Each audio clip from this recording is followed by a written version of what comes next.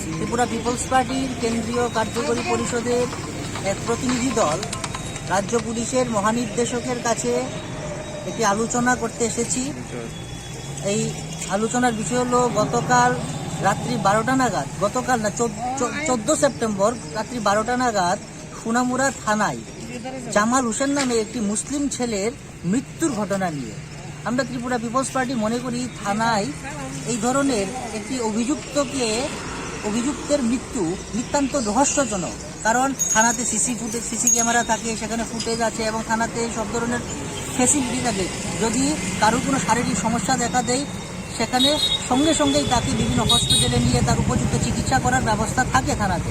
কিন্তু আজকের এই টেকনোলজির উন্নত যুগের এই পরিস্থিতিতে কিভাবে থানায় একটি যুবকের মৃত্যু হলো, যুবক জামাল হোসেন এর মৃত্যু নিয়ে এই সোনামুড়া থানার ওসি এবং বিভিন্ন পুলিশ কর্মীরা তাদের রিপোর্টে বলেছেন যে রাত্রিবেলায় তার হৃদরোগের একটি সমস্যা দেখা দেয়। তখন তারা সেই জামাল হোসেনকে নিয়ে প্রথমে সোনামুড়া হাসপাতালে, পরবর্তী সময় মেলাঘর হাসপাতালে নিয়ে যাওয়ায়। কিন্তু আমাদের বক্তব্য হলো এখনো পর্যন্ত পুলিশ তাকে যে হসপিটালে নিয়ে যাওয়া হয়েছিল এবং তার চিকিৎসা করা হয়েছিল তার সেই সংক্রান্ত কোনো দলিল, কোনো কাগজ, কোনো কিছুই দেখাতে পারেনি, কোনো প্রেসক্রিপশনও দেখাতে পারেনি। তাই আমরা মনে করি 14 সেপ্টেম্বরের এই পুলিশ লকআপের এই মৃত্যুর ঘটনা নিতান্ত রহস্যজনক।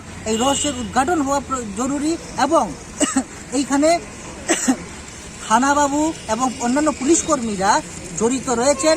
তাই মাননীয় ডিজি সাহেবকে আমরা অনুরোধ করতে চাই অবিলম্বে সোনামুড়া থানার ওসি এবং অন্যান্য পুলিশ কর্মী যারা ডিউটিতে ছিল সেই সময় তাদেরকে বরখাস্ত করা হোক এবং বিচার বিভাগীয় তদন্তের মাধ্যমে প্রকৃত রহস্যের উদ্ঘাটনের মাধ্যমে আজ এই ঘটনায় জড়িত যারা দোষী তাদের উপযুক্ত শাস্তির ব্যবস্থা করা হোক এবং সঙ্গে এই মৃত জামাল হোসেনের পরিবারকে ন্যূনতম আর্থিক ক্ষতিপূরণ দেওয়া হোক 20 লক্ষ টাকা।